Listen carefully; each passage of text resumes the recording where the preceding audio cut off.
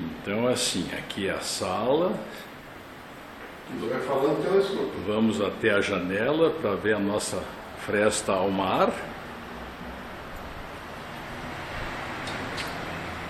Aqui está a nossa fresta ao mar. Pode ver que a visibilidade para frente é infinita. Então essa é a parede da sala. O Gustavo dando um tchau.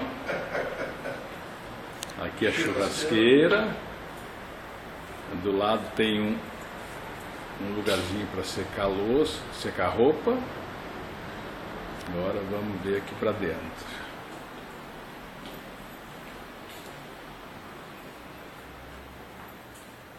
Este aqui é o banheiro social, que dá acesso para este quarto.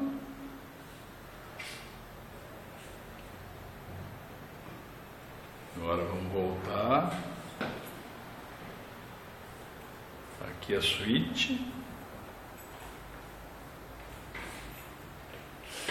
Tem um roupeiro. Banheiro da suíte. Agora vamos ver aqui a janela.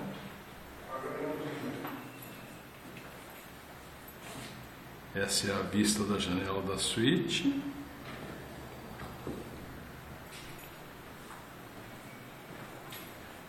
Agora vamos até o outro quarto para ver a que vista que temos. Essa, no caso, é a vista do quarto ao lado.